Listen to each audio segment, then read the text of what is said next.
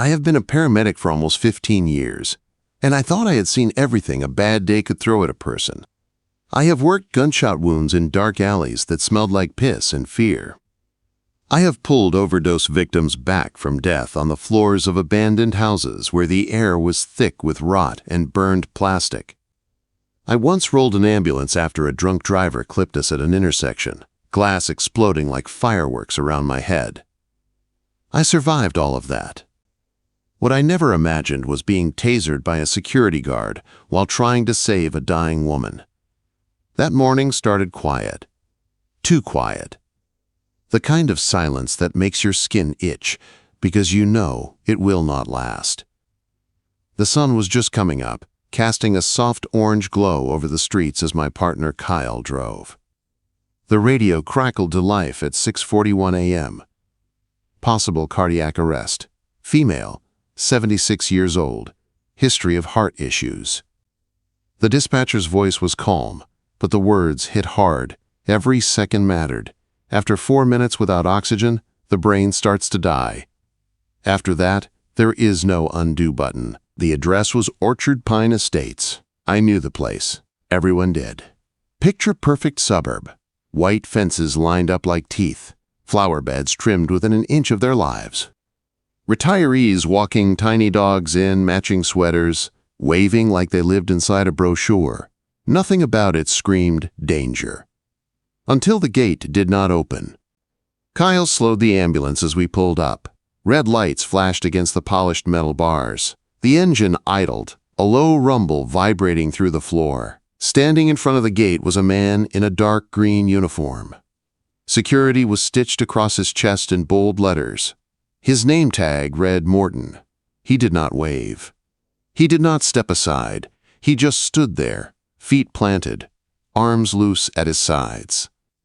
I rolled down my window, and the cool morning air rushed in, carrying the smell of fresh-cut grass. EMS, I said, holding up my badge. Emergency medical response. We have a cardiac arrest. Open the gate. He stared at me like I had asked him for a favor, not demanded access to save a life. Do you have gate clearance? He asked, voice flat. A woman is dying, I snapped. Unit 117, move. Instead of stepping back, he stepped forward. His hand rested on his belt. That was when I saw it. The taser. Not holstered, not secured. It was already in his hand, angled toward me like a threat that did not need words. Kyle stayed in the ambulance, fingers flying over the radio, trying to reach the HOA watch commander for an override. I pushed my door open and stepped out onto the pavement. The air felt heavier outside, like the tension had weight. You're obstructing an emergency responder, I said. That's a felony. Call your supervisor. Now. His jaw tightened. You're not getting in without proper clearance. I am the supervisor, I shot back, shoving my credentials inches from his face. Now, move. The sound came first, a sharp crackle, like an angry insect amplified through a speaker, then heat, blinding, violent heat. My body locked up before my brain could process what was happening.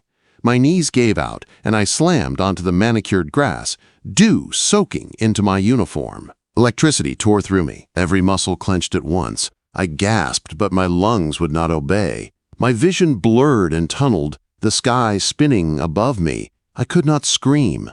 I could not move. I was trapped inside my own body. Somewhere behind that gate, just yards away, a woman named Jeanette Williams was dying. Kyle's voice sounded distant, panicked, yelling my name as he jumped out of the ambulance.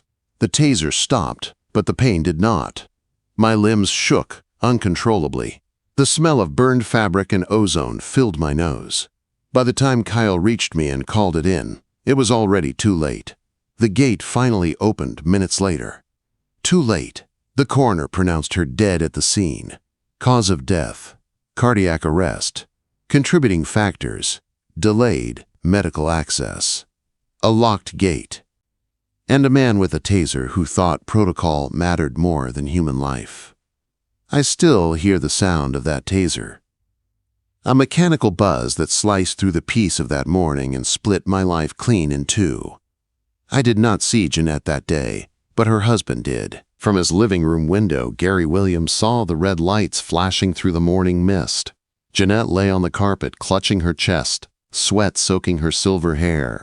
He whispered to her, begged her to hold on, promised help was coming. He listened for sirens to turn into his driveway. They never did. When he ran outside, he saw me on the ground convulsing, the ambulance idling uselessly beyond the gate. A uniformed guard stood there like none of it mattered. By the time Gary reached the walkway, the gate was finally opening. "Where were you?" he shouted, his voice cracking apart. Kyle could barely look at him. "We were stopped," he said. "She tried to talk to him. He tased her." Gary turned to the guard. "You tased the paramedic." "My wife was dying." The guard looked away. Jeanette was gone. The next day, the house Gary shared with her felt hollow. Her teacup sat untouched on the counter. An unfinished crossword lay on the coffee table. The silence pressed in on him until it hurt to breathe. Then the phone rang. The coroner gave him the times. Ambulance arrival. Time of death, 10 minutes. 10 minutes stole her life. Later that afternoon, Gary found a note wedged under the couch cushion. Jeanette's handwriting. Shaky. Simple. "My chest is tight. Please, someone call help." That was when grief turned into something else. That was when the calls started. Lawyers. Reporters. Then, one voice that sounded different. Calm. Focused. An attorney named Rebecca Stokes. She told him there was video. A neighbor's camera caught everything. The gate. The taser. Me collapsing. Gary told her he was not interested in a settlement. He wanted justice. That night, alone in the dark with Jeanette's favorite blanket, he made a promise out loud. He would make them answer. And he had no idea how deep this was about to go. I thought the worst part would be the pain. The muscle spasms. The bruises blooming purple across my ribs and shoulder. The sleepless nights where my body twitched awake, reliving the jolt. I was wrong. The worst part was the quiet after. The kind that lets guilt crawl in and make itself at home. I went back to the station 2 days later, arm in a sling, paperwork stacked like a wall waiting to crush me. The break room smelled like burnt coffee and floor cleaner. Someone had left donuts on the table, untouched. Kyle sat across from me, jaw tight, eyes red. He kept saying he should have driven through the gate. I kept telling him we followed protocol. Neither of us believed it helped. Internal affairs took my statement first. A small room with flickering fluorescent lights and a desk scarred with old pen marks. The investigator wore thick glasses and smelled faintly of dust and mint gum. He asked me to repeat everything. The gate, the guard, the taser. When I described the sound, his pen paused. When I described hitting the grass, his jaw clenched. "You identified yourself clearly," he said. "Yes." "You felt threatened before force was used?" "No." He nodded and wrote that down like it mattered. The media came next. Cameras outside the station. Reporters calling my phone until I turned it off. My face showed up on the evening news beside words like obstructed response and gated negligence. I hated it. I did not want to be a symbol. I wanted to rewind time 10 minutes and kick a gate down. Gary called me that night. His voice was steady, but there was a hollowness underneath. He thanked me for trying. I told him I would testify to anything, anytime. We sat in silence for a moment, listening to our own breathing through the line. "I found a note," he said finally. My chest tightened. I knew what kind of note it would be before he told me. The next morning, Rebecca Stokes came to my apartment. She wore a dark blazer, carried a leather satchel, and had eyes that did not flinch. The room smelled like antiseptic and old books. She listened while I talked. She did not interrupt. When I finished, she asked one question. "Did anyone threaten you after?" I hesitated. "Not yet." She nodded. "They will."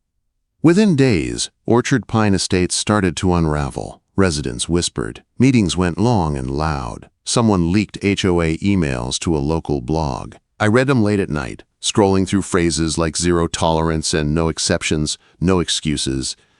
It felt unreal, seeing it in black and white. Rules written by people who never imagined blood on their sidewalks. Then, the manual surfaced. It arrived in Rebecca's office in a plain envelope. No return address. Inside was a scanned binder labeled HOA Security Protocol Final Draft. Page after page of clean fonts and cold language. Section 12 made my stomach drop. Non-compliant persons. Authorized use of non-lethal deterrence. Encouraged escalation. Encouraged. Rebecca called me immediately. Her voice was sharp with focus. This was policy, she said. Not a mistake, not a rogue guard. I sat on the edge of my bed, staring at the wall where the taser marks had faded but the memory had not. So they trained him to do it. Yes. The district attorney announced an investigation the same day. Federal agencies followed. Obstruction of emergency services. Civil rights violations. Wrongful death. Words that sounded heavy because they were. That night, my phone buzzed with a message from an unknown number. Stay out of it. Drop your statement, or next time it won't be a taser. My hands shook, not from fear, but from rage. I took a photo and sent it to Rebecca. She replied in under a minute. We are notifying the DA and the press. Gary started moving too. Petitions. Flyers. Door-to-door conversations that smelled like cut grass and nervous sweat. Some neighbors cried. Some shut their doors. Others signed with shaking hands. A retired vet told him his son was an EMT and said he would stand anywhere, anytime. I showed up at the gate the following Monday. Sling still on. Shoulder aching. I held a sign that read, Justice for Jeanette. The air buzzed with quiet tension. Cars slowed. A few drivers honked. A woman brought me water. A man muttered something and sped off. By noon, there were 20 of us. The HOA board tried damage control, statements about isolated incidents, promises of review. Their president, Alan Connolly, spoke like he was reading a script. His blazer fit too tight. His smile never reached his eyes. Then the whistleblower documents hit the press, full policies, signed minutes, training slides. It was all there. The board had approved it. The guard had followed it. I watched Alan's press conference on my phone. Sweat darkened his collar. He said the HOA would ride it out. He said insurance existed for a reason. He did not say Jeanette's name. The lawsuit was filed the next day. $5 million. Wrongful death. Negligence. Obstruction. Rebecca called it a foundation strike. Aim low. Bring the whole thing down. Threats escalated. Anonymous letters. Cars slowing outside my place at night. Kyle started parking his truck out front. I slept with the lights on. Still, I showed up. Still, I spoke. When the subpoenas went out, the board panicked. One member resigned and taped an apology to the clubhouse door. Another sold his house and left before sunrise. The security company dropped the guard like he never existed. The day of the hearing, the courthouse smelled like old wood and recycled air. It was cold in a way that felt personal. I sat beside Rebecca. Gary sat behind us, holding a photo of Jeanette. Her smile was soft, kind, the kind that makes you believe the world is better than it is. I took the stand first. I told them everything. The gate, the taser, the sound, the fall. I told them I could not breathe for 30 seconds, and that 30 seconds is a lifetime when someone else is dying. I told them I was unarmed, calm, identified. The room was silent when I finished. The guard testified next. He wore a cheap suit that did not fit. His hands shook. He said he followed orders. He said he believed the policy protected the community. When the prosecutor asked if he saw the ambulance, he said yes.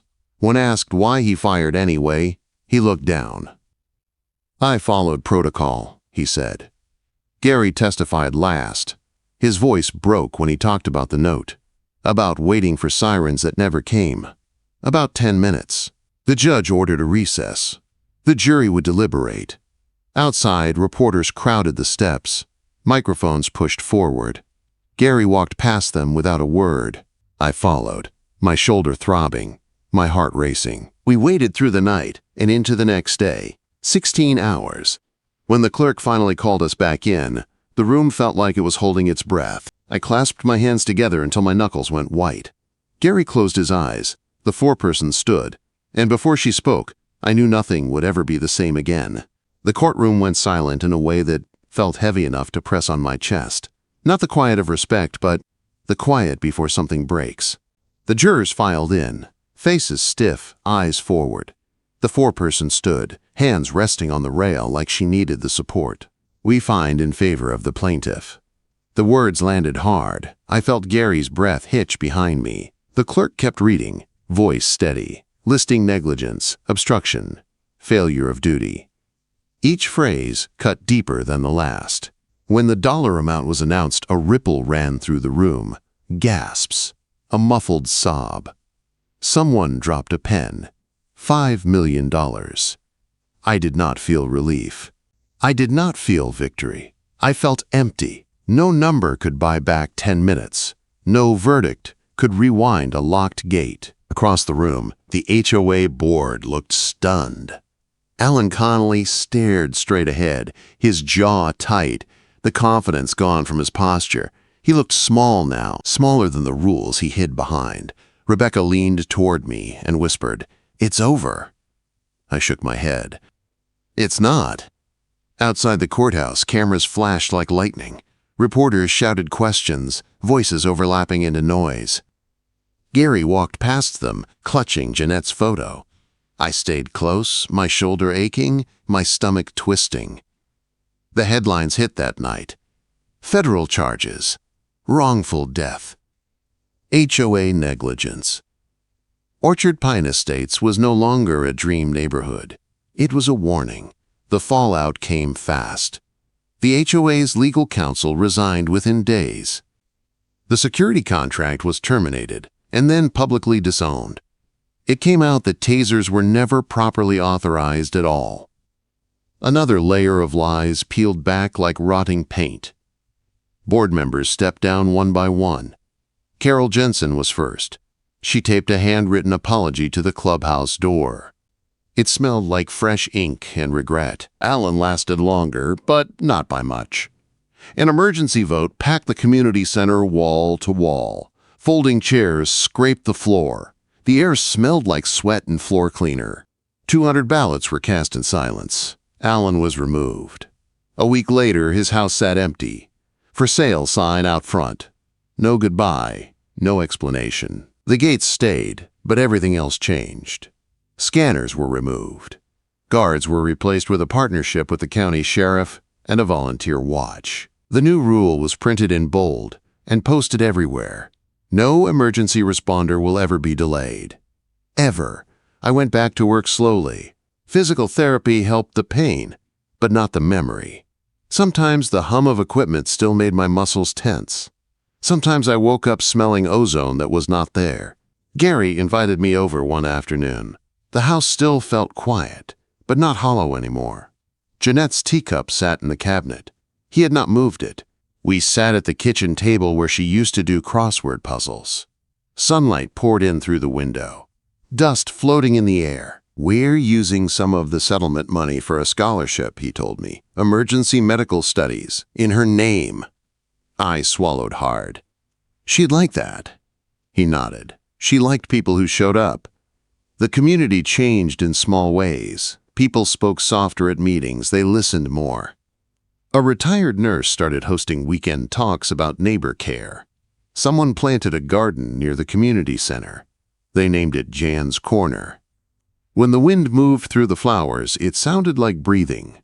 One evening, a young woman knocked on my door. She introduced herself as a paramedic student. Her hands shook as she handed me a letter. She said Jeanette's story made her want to be the kind of medic who never hesitates. I cried after she left. Not from sadness, but from something closer to peace. I was offered a commendation. I did not want it. Standing on that stage felt wrong, like being praised for failing. But Gary stood in the crowd. He met my eyes and nodded. "You did everything you could," he said later. "Don't carry their failure." So I accepted it. My first call back was small. A fender bender. No injuries.